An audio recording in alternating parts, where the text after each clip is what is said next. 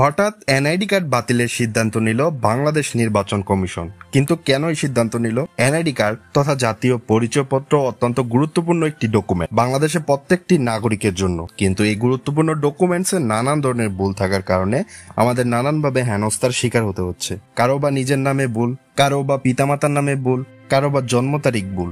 এই ভুল থেকে পরিত্রাণ পাওয়ার একমাত্র উপায় হচ্ছে যাদের এনআইডিতে নানান ধরনের ভুল রয়েছে তাদের এনআইডি কার্ডগুলো বাতিল করে পুনরায় নতুন ভোটার হওয়ার সুযোগ দেওয়া। কিন্তু নির্বাচন কমিশন এটাকে গুরুত্ব না দিয়ে সিদ্ধান্ত নিল অন্য ধরনের। 5 লাখেরও বেশি মানুষের এনআইডি বাতিল করেছে বাংলাদেশ নির্বাচন কমিশন। কাদের এনআইডি গুলো বাতিল হয়েছে এবং কেন হয়েছে তা জানতে পারবেন আজকের এই ভিডিওতে বিস্তারিত।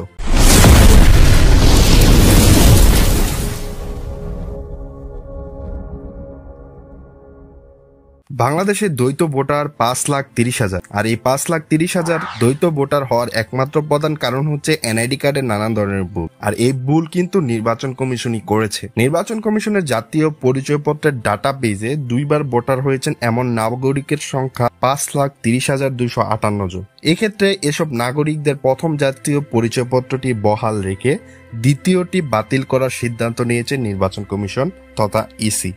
অর্থাৎ যারা 2 বার ভোটার হয়েছেন তাদের প্রথম এনআইডিটি ঠিক থাকবে, কিন্তু দ্বিতীয় এনআইডিটি বাতিল করে দিবে বাংলাদেশ নির্বাচন কমিশন। সর্বশেষ ভোটার তালিকা হালনাগাদ অনুযায়ী দেশে মোট ভোটার সংখ্যা 12,18,50,160 জন। পুরুষ ভোটার 6,21,44,587 জন। মহিলা ভোটার 5,97,04,641 জন। হিজড়া ভোটার 932 জন।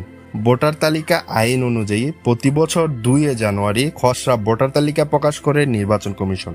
বৃহস্পতিবার 26 সেপ্টেম্বর জাতীয় পরিচয়পত্র নিবন্ধন অনুবিভাগের মহাপরিচালক মোহাম্মদ মাহবুব আলম তালুকদার বলেন, ইতিপূর্বে দ্বৈত ভোটার, ডুপ্লিকেট ভোটার নিষ্পত্তির উদ্দেশ্যে কমিশন কর্তৃক ব্যক্তির প্রথম এনআইডি কার্ডটি বহাল রেখে দ্বিতীয় এনআইডি কার্ড বাতিলের সিদ্ধান্ত গ্রহণ করেন। তুমি যদি মহান আল্লাহকে ভালোবাসো তাহলে ভিডিওতে লাইক করে চ্যানেলটি সাবস্ক্রাইব করে দিও। তুমি যদি লাইক সাবস্ক্রাইব না করো তাহলে বুঝে নিব তুমি আল্লাহকে একটুও ভালোবাসো না। আরে